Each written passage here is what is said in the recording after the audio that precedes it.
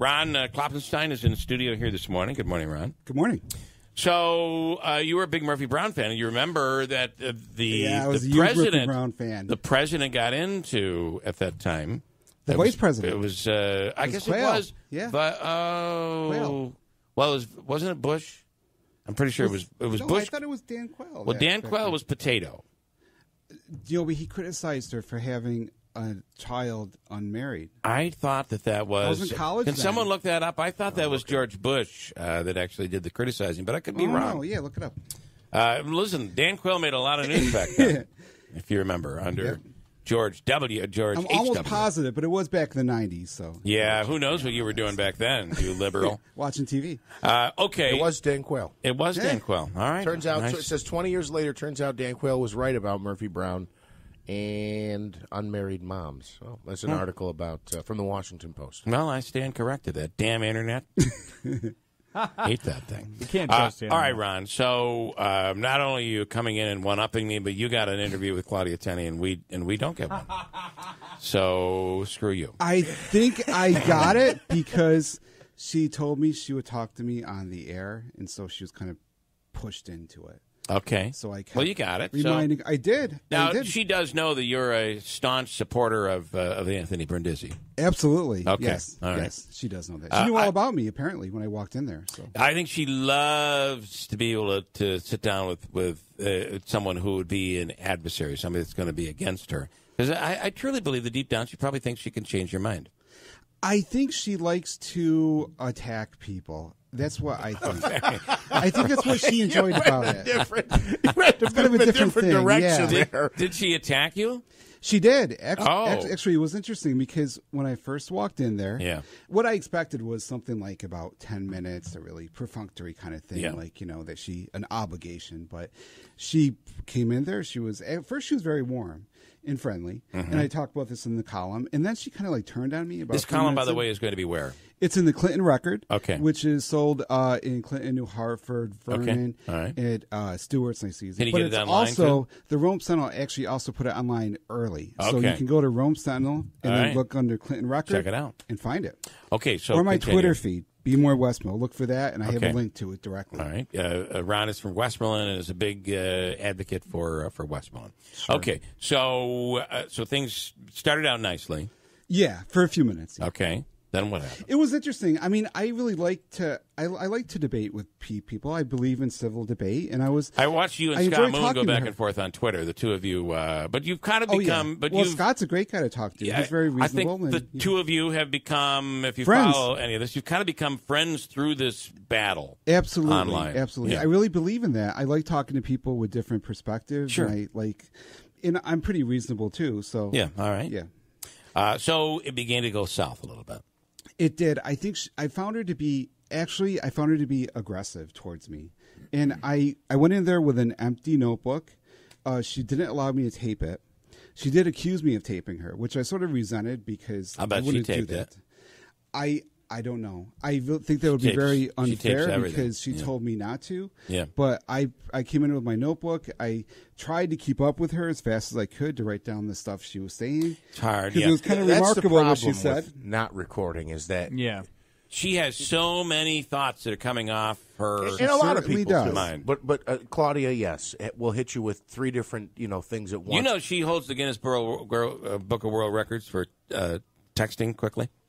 I believe Seriously? there's no one in the world that can text any quicker than Claudia Tenney can. Well, that's very interesting. Very fast. So I tried to keep up with her. What I did is I wrote down the most remarkable things that she said. The All most right. things I found the most Can shocking. I go back before you? Can I go back? You Sure. said that she accused you of recording. She did. She said, I know you're probably recording me. And I said, your office told me not to, so I'm not. Yeah. And, I didn't say this, but I was sort of resented the fact that she would think I would do that because Yeah. I was there.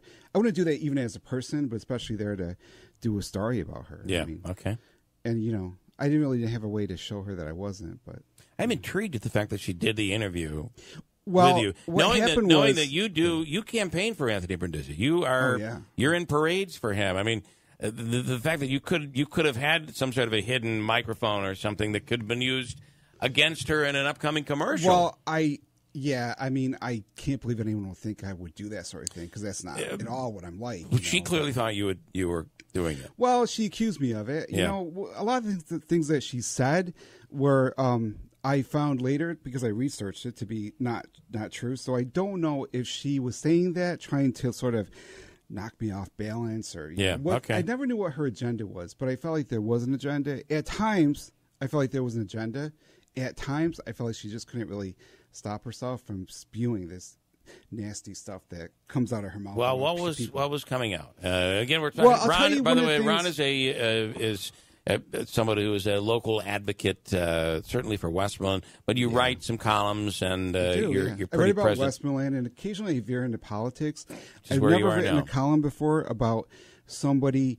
The people I write about are always people and things that I want to promote. This is the first time I wrote something that was not so much like that. I really couldn't come away from this interview comfortable promoting her because she lied about people that I know, about things that I knew were not true. And I really think that's dangerous. Well, for one thing, she said that every Friday there's a protest outside her office. Yeah. This is something that I talk about a little bit in the column, but because of length, a lot of it was cut out. Every Friday there's a protest outside her office. One of the things I wanted to ask her, when I interview somebody, I want to know like what they're feeling, what they're about. Sure. So I said to her, everywhere you go, if people know you're going to be there, there's always dozens, if not hundreds, of people protesting you. What does that tell you about the job that you're doing? Now, that's something I really didn't get an answer about. But I told her. I'm not surprised because it's. But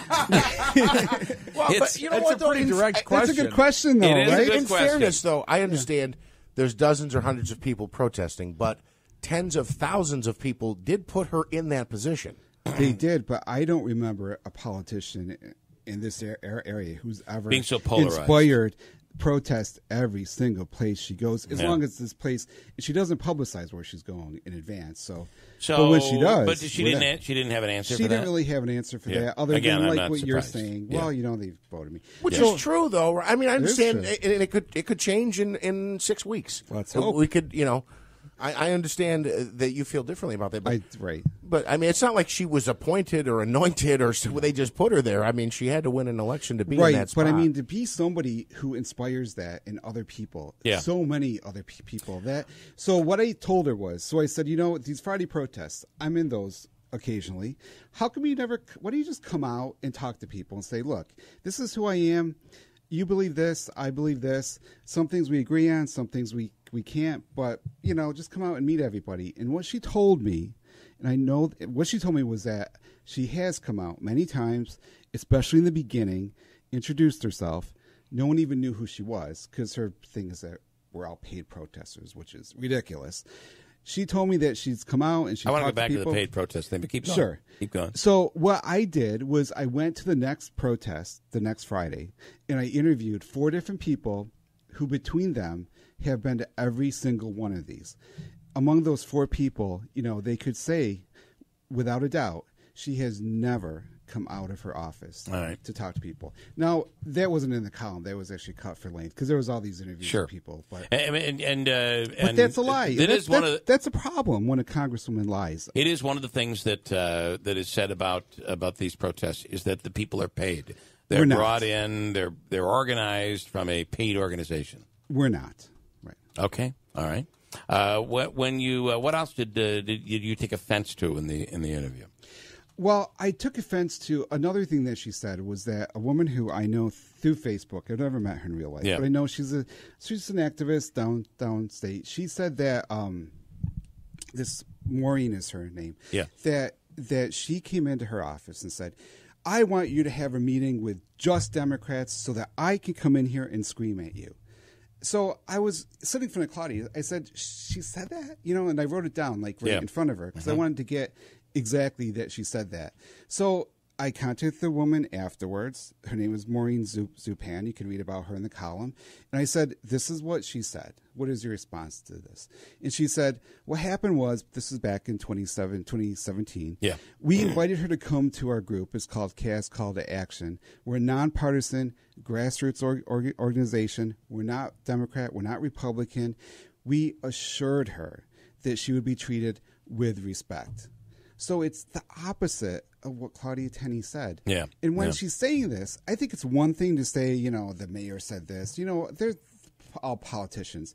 But to talk about your constituents in a way that's disparaging and dishonest, I think it's pretty dangerous. Anybody else have any other? On campaign issues, we're talking a lot about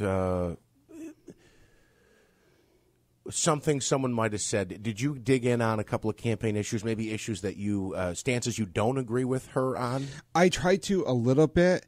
What I found was that once it started, it kind of had a momentum of its own, and she was kind of like releasing a lot of this pent-up anger that she had.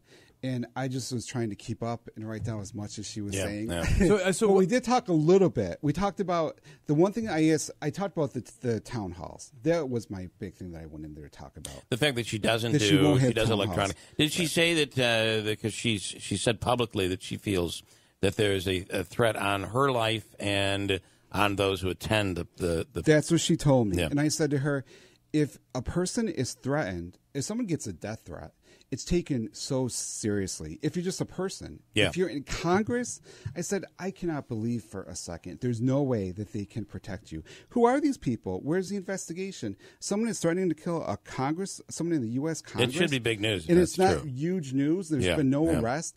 I just don't buy it. Yeah. Any other takeaways of people that you feel that she disparaged?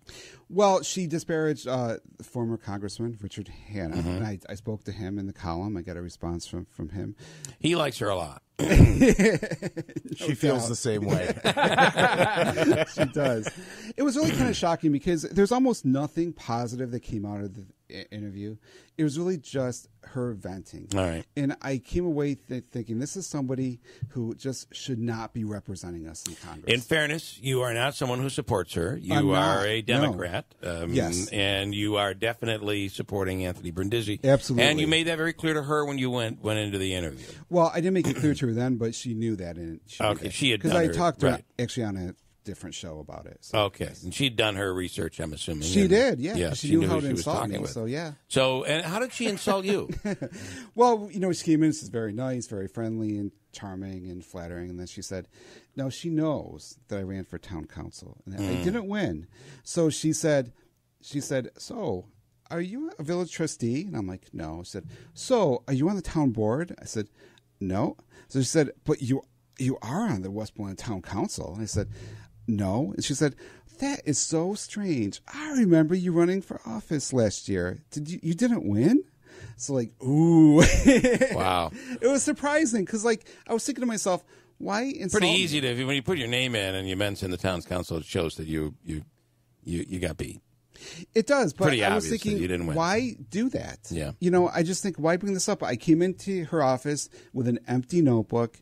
I'm not a supporter, but I was prepared to write down whatever she gave me. Yeah. There was no need for her to badmouth other people. There was no need. She could have used it as a way to promote her own agenda. And that's all I would have left with, It is interesting that she took the interview to begin with. I kind of had to. She had to. She had to. Yeah. Why? Well, I was on a different talk show, a different morning show, and I was talking about how I'd just gone to the Brindisi Town Hall and what a great thing it was because there were supporters, there were detractors, there were people that questioned him hard, there were people that supported him, people like asked. I said this was democracy. This was beautiful. I said this is what you should be doing to her on the radio. She said, well, I'll meet with people one-on-one. And I said, well, I've tried to meet with you for a long time, and you've never been back. So you called her on it. So she said that she would. And it was on the radio. So it took about a month. I tried that same strategy, though, and it did not work out the same way. It took about a month. As a matter of fact, I've used every strategy in the book. I've tried all of them. And it took about a month of me posting tweets and posting things on her Facebook page, links to the interview where she said that she would, until she finally did. All right. Well, and you can read about this in the Clinton Record, which is in newsstands now, or on the Rome Sentinel website. Or if you want to find it directly, just go to my Twitter page, twitter.com/BeMoreWestmo, It's the top link. Did you get into any of the president's stuff? Was it a recent interview? Any of the Bob Woodward stuff? We didn't get into specifics, but what her point was that she supports the president 100%. She does. Since other people do, that's how she's going to get back in. I asked her, who are you working for? Like him or us? Right. So what answer? Well, she said, I'm supporting his agenda. That's period. That's and she answer. is. And but I really feel like she should find out what our agenda is. Yeah. I said, why don't you have at least one town hall in Oneida County so that people can come and talk to you? What's the worst that could happen? You know, some people wouldn't like you, so you'll say, well, we have to agree to disagree. I mean, what she's doing, I think, is just wrong. How long did you talk with her? It was a long time. I expected like 10 minutes. It was about an hour, I think. So, all right, interesting, Ron. So again, to be clear, Ron is somebody who is not a supporter of Claudia Tenney. Right. You went in with we could call it an agenda, if you will. But I really didn't, though. That's the thing I want to get across. Yep, I get that. And actually, everything that I wrote, I followed up on everything that she said by talking to direct sources. I quote them in the article. I actually met with one of my editors before I wrote this. Okay. And I actually went to a journalism ethics class before I wrote this. So everything is completely sourced and airtight. All right. And the bottom line is that she lies. Paul has a question on Claudia Tenney. Paul, you're on the radio. Good morning. Good morning, Bill. My question is actually for you, Bill. Can you go back in your archives and find out what day it was that you had her on the air and you got, quote-unquote, disconnected? Because I'm curious how long ago that was that she has had. That was the last time she was on. A pretty good amount of time to get back and actually respond and be on your show. Well, that happened it was over the issue of campaigning, and she said that this was when she was running against Richard Hanna, and she had said that she wasn't campaigning, that she was taking care of her mother who was dying. This was against... This was after the Stephen Wells, George, the Dick's Sporting Goods. It was, yeah. but that was where I had caught that she was saying she was taking care of her mother, and I said, well, actually, she was campaigning, right. and there was proof that had happened, and then it disconnected. Now, the line tried to get back a hold of her and got stonewalled. The line did disconnect. I do not have any proof that she hung up on me. But I can tell you... I used quotes. Yeah. That's my saying, not yours. Yes, but I will tell you, we did not hang up on her. No, we did not. So that's all I can tell you. So. But I'm curious how long ago that actually was. Boy, it seems like forever, doesn't it, Paul? It was after the primary in which she was facing... Because we had just had the debate with Stephen Wells and George... no, it wasn't... Whoever it was Stephen Wells had brought up the... Thank you. I'll tell you this. I'm going to give you this, my opinion on this, Paul. And that is, I do feel bad for Anthony Brindisi. And I'll tell you why. Because we do ask him very difficult questions when he comes on. And we and sometimes put him in tough positions. Additionally, we take phone calls, and we don't screen those calls. Every time he comes on the air, he gets somebody on that hammers him. And he sits through that, and I give him a lot of credit for that. I think that there's a lot to be said for talking to people you disagree with. And I think, matter anybody else's standpoint, he has the spine to show up. I agree with that. Yep. That's absolutely what I agree with, Paul. too. I appreciate it. And that's, I think, what she ought to do. And a correction, it was Stephen Wells and George Phillips. It was after that debate, the primary debate. Ron, thank you. Sure. Anything else you want to add? No, just check me out on Twitter. You can link to the article and read it for yourself. And you can also read Ron and Scott Moon on Twitter. You got to follow them both. I'm sure we'll have a discussion later today. Follow them both because they go back and forth, and it's quite interesting to watch. Thing. We're very civil, and we talk about things like the way that adults should in a democracy. No doubt. And that's what I want her to do too. Going back and forth, communicating, it's all healthy for the country, for the region, for the people of this area. So. Absolutely. All right, Ron, thank you so much. We appreciate it. Thank you. Very interesing interview that we had with you. So I didn't call you any names or anything like that. You liberal piece of garbage. We'll bring. Did I say that? I'm actually more mainstream. I'm actually really not so liberal. You know, I'm a Democrat, but the next person I want to write about, I'm going to write about the sheriff, but the next one is going to be about Dave Gordon. I'm fascinated. Oh, that's going to be very interesting. I'm fascinated with that, too. All about Dave Gordon. So is Dave. Got a break at WIBX.